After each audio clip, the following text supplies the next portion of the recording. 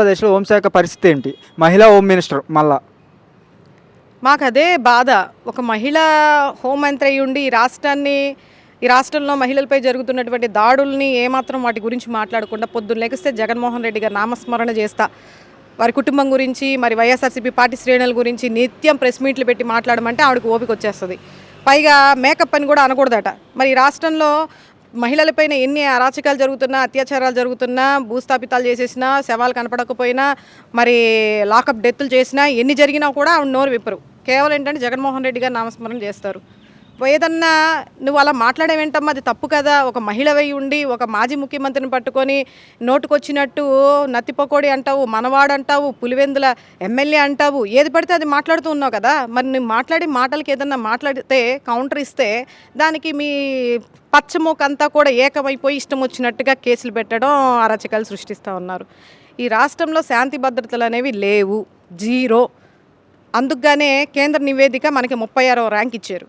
ఎందుకు ఇచ్చారు? పోలీస్ వ్యవస్థ సరిగ్గా పనిచేయట్లేదు కాబట్టి. హోంశాఖ అనేది అసలు ఉందా లేదా అనేది ప్రతి ఒక్కరికి ఆలోచించుకుంటున్నారు. మహిళా కమిషన్ అనే ఆవిడ ఈరోజు ఇప్పటి వరకు కూడా ఏ రోజు ముందుకు వచ్చి మాట్లాడడం లేదు. ఆవిడేదో వీర మహిళలాగా మరి గతంలో అమరావతి ఉద్యమాలు లేదా ఉద్యమించిందా అని చెప్పేసి అలాంటి వాళ్ళకి తొడలు కొట్టే వాళ్ళకి అమ్మ అనే మాటకి బూతులు ఎతికి వాళ్ళ అమ్మ అనే వాళ్ళ తండ్రికి వాళ్ళ అమ్మ ఏమవుతారు, వాళ్ళ నాన్న ఏమవుతారు అని చెప్పేసి అడిగిన వాళ్ళకి మంత్రి పదవులు, ఇలాంటి వాళ్ళందరికీ పదవులు ఇస్తే ఇలాగే వెలగబడుతుంది. అవి ఇంత దారుణంగా ఈ రాష్ట్రంలో ఇన్ని జరుగుతున్నా సరే ఒక మహిళ అయ్యి ఉండి ఈరోజు నోరు విప్పకుండా కేవలం ఏది పడితే అది మాట్లాడతా, అసలు సంబంధం లేనటువంటి విధంగా ఏదో బుకాయించేసి మాట్లాడేసి వాళ్ళ నాయకుడిలాగా, నాకు తెలిసి వీళ్ళందరూ కూడా ఏదో మతి భ్రమించి మాట్లాడుతున్నారేమో అనిపిస్తూ ఉంది. ప్రతి ఒక్కరు కూడా సింగపూర్ నుంచి మందులు తెచ్చుకొని చంద్రబాబు నాయుడు గారితో పాటు ఈ మంత్రివర్గానికి కూడా ప్రతి నెల సర్వీస్ చేయమని, అంటే సప్లై చేయమని ఈ సందర్భంగా తెలియజేస్తూ ఉన్నా. అప్పుడైనా సరే కనీసం స్పృహలో ఉండి మనం అధికారంలో ఉంది మనమే, ఈరోజు కూటమి ప్రభుత్వం, జగన్మోహన్ రెడ్డి గారు కాదు అని స్పృహలోకి వచ్చి మాట్లాడతారేమో అని ప్రతిసారి కూడా మేము ఎదురు చూడడం, నిరుత్సాహపడమే జరుగుతూ ఉంది. కానీ శాంతి భద్రతలు మీరు జీరో అంటున్నారు. కానీ కూటమి ప్రభుత్వం ఏంటంటే ఏ అరాచకం లేదు, ప్రశాంతంగా ఉంది, పచ్చగా ఆంధ్రప్రదేశ్ వెలిగిపోతుంది అంటున్నారు. అలా చెప్పుకోకపోతే వాళ్ళకి ఎట్లా? వాళ్ళకి పొద్దున్న లెగిస్తే పబ్లిసిటీ స్టంట్సే కదా. పొద్దున్న లెగిస్తే పచ్చ మీడియా, పచ్చ మూక వీళ్ళందరూ కూడా చేసేది పబ్లిసిటీ స్టంట్సే. మరి అది చెప్పుకోకపోతే వాళ్ళు మనుగడ అనేది ఉండదు కదా, వాళ్ళు ఉనికి అనేది కోల్పోతారు కదా.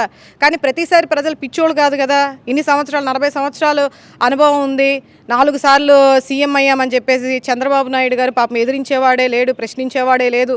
జగమంతా మనమే వేలేద్దాం, మన తరతరాలుగా వేలేద్దాం అని చెప్పేసి మామగారికి వెన్నుపోటు పొడిచి వచ్చిన ఆయన ఈరోజు ప్రశ్నించేవాడు వచ్చాడు, మీ అవినీతిని, మీ దుర్మార్గాన్ని ఎండగెట్టేవాడు వచ్చాడని చెప్పేసి కడుపు మంట తట్టుకోలేక ఈరోజు ఏది పడితే అది మాట్లాడుతూ ఉన్నారు. మా జగన్మోహన్ రెడ్డికి తట్టుకోలేక ఆయన యొక్క నిజాయితీకి, ఆయన ప్రతి దాంట్లో కూడా, ప్రతి ప్రెస్ మీట్లో కూడా సాక్ష్యాధారాలతో సహా వీళ్ళు చేసేటటువంటి అవినీతి దుర్మార్గాన్ని ఎండగడుతూ ఉన్నారు కదా.